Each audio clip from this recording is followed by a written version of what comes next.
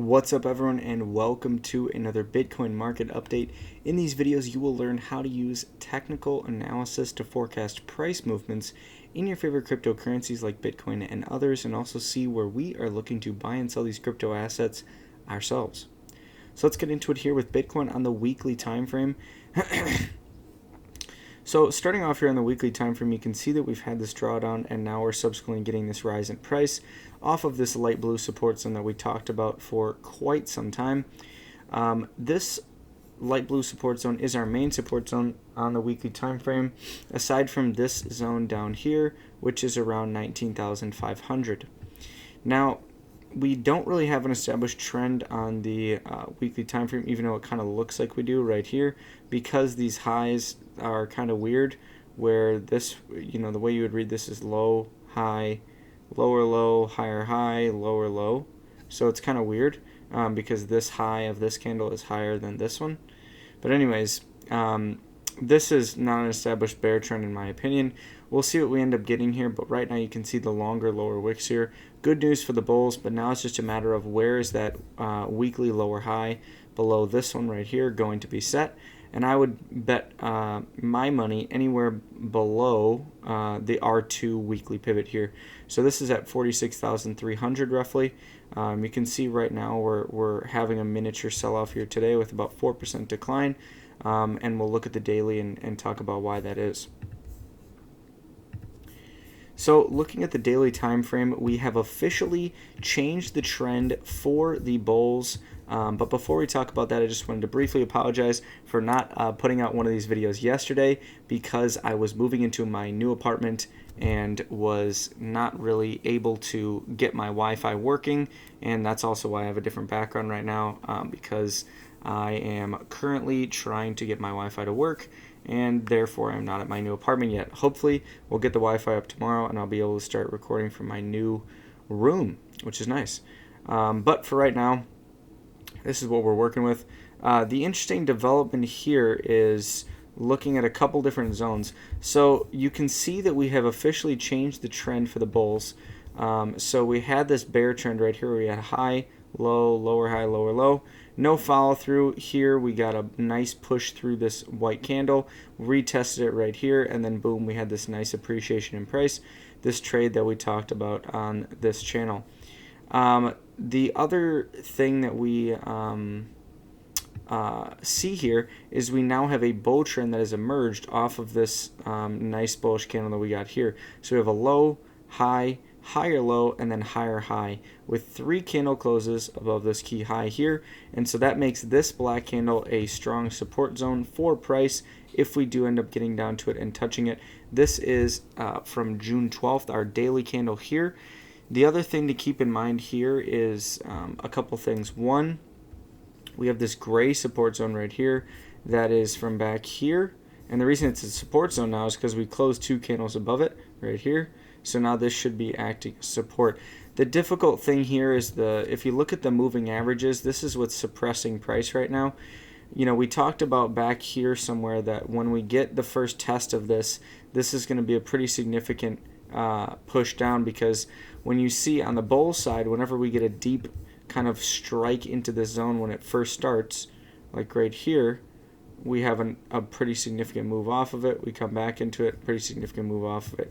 So this is a trend following indicator that is just a collection of exponential moving averages on the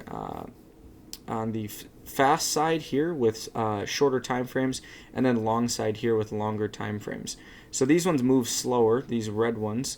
They take a longer time to change. So when they roll over like this, it's usually a pretty big sign. When they rolled from the bull scenario here with them being green to the red scenario here being red and bearish, this is when we see that the momentum is now to the downside. So this is the first stab into the red zone. You can see the kind of the edge of the start of the red right here. We come into it, and as soon as we come into it here, now we're having our first rejection off of these. To get through these, it usually takes multiple stabs at them for these to kind of tighten up and get more gray-like this. So you can see here we had a significant drawdown, but we also then started to kind of rally back and then it took, multiple, like here's a test, here's a test, here's a test, and then we broke down. And so once you finally get that breakdown, then you're looking for this sort of a scenario where the EMAs curl over and change, and now we are currently seeing the result of that. So that is what we're seeing on the Super Guppy. The other thing I wanted to note is if this does end up holding us as a support zone, one way you can play this if you're looking for, if I'm looking for a long entry, is when I'm looking for a long entry on this, I'm going to go long on the top of it and then put my stop loss below, and then I'm going to target, wherever, either the pivot level here or the gray three-day resistance level right here. And if I'm looking at this, the reason why I'm targeting that is because if we don't stop here, then on the daily time frame we have no resistance until like up here. You can see that if we pull on the VPVR indicator, which is showing us the volume profile for this asset, and you can see that there's really no volume, or low volume I should say, in this zone in between the gray zone here and the other gray zone here. So this is pretty much, not much volume here. So if we do end up getting a push up here and continue the bull trend up, this should carry us potentially up to that 47K level roughly, which is right around the weekly pivot level that we talked about, that R2 resistance level.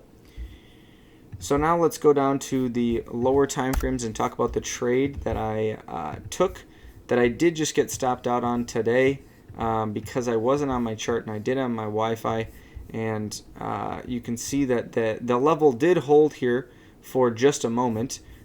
So my entry was on the top of the level.